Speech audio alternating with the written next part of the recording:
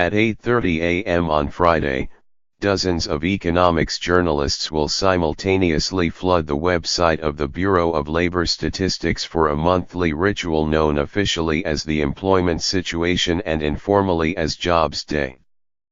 The monthly employment report is almost certainly the single most watched of the government's economic indicators.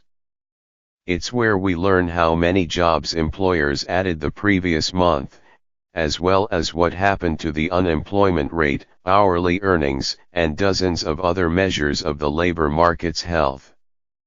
The report can move markets, influence monetary policy and set off political ripples, especially if President Trump, as he often does, weighs in on Twitter.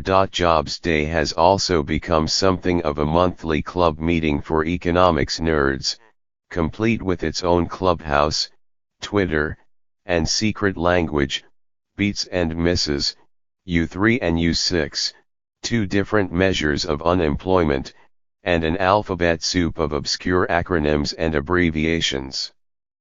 Reporters, economists, and policy wonks race to post charts, call out interesting tidbits, and, inevitably, argue about how to interpret the latest batch of data.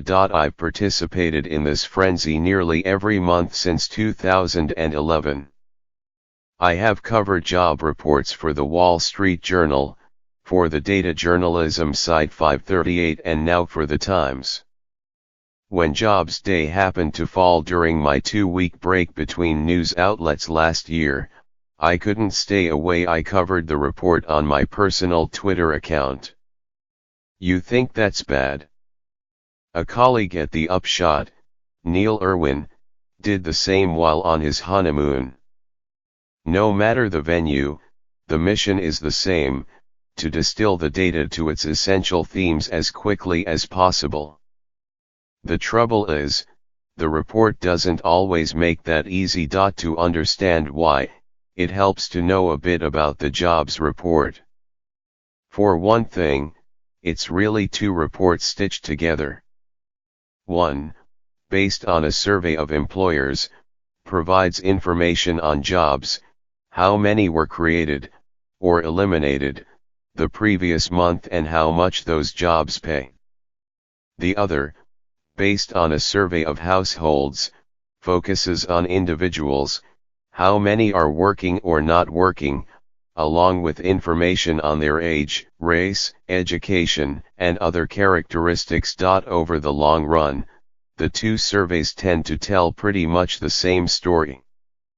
Both, for example, show that the labor market has experienced a slow but remarkably long-lasting recovery over the past 8 years.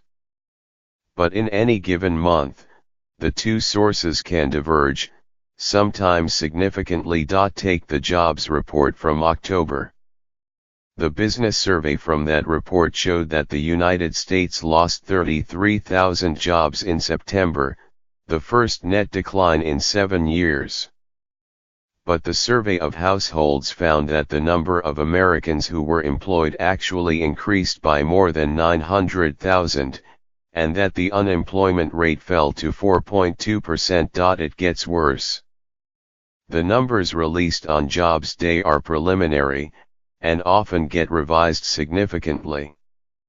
That 33,000 loss of jobs in September? It has since been revised up to a modest 38,000 job gain.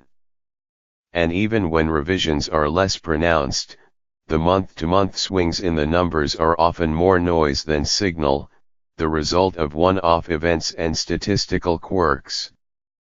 September's hiring numbers, for example, were depressed by the month's hurricanes, which disrupted workplaces across the Gulf Coast. The one-month slowdown revealed little about the longer-run path of the economy. So why bother covering the jobs report at all?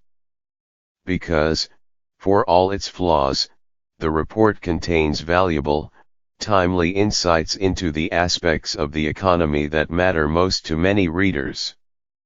It's how we know that the economy has added jobs for a record-breaking 87 straight months but that wage growth remains anemic. It's how we know that the unemployment rate for African Americans is the lowest on record but remains nearly double that of whites.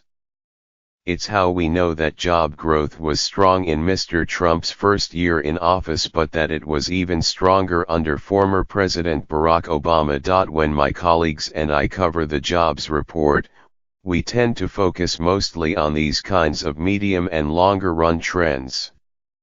Sure, we report the latest figures, with the appropriate caveats, and comb through the report for signs of what may lie ahead: an acceleration in wage growth, for example, or a slowdown in construction hiring.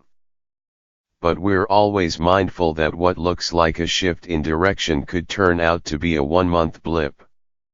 Only over time do the most significant trends become clear. Even focusing on the longer run, though, leaves plenty of room for interpretation.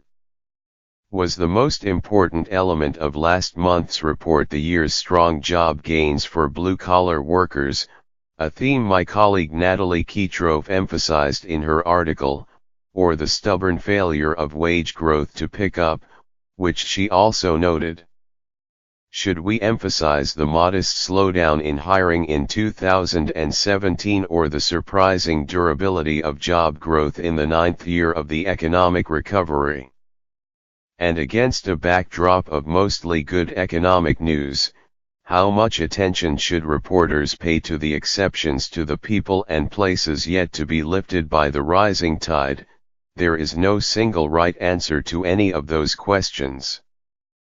But the good news is that we'll get to grapple with them anew first thing on Friday and every jobs day thereafter.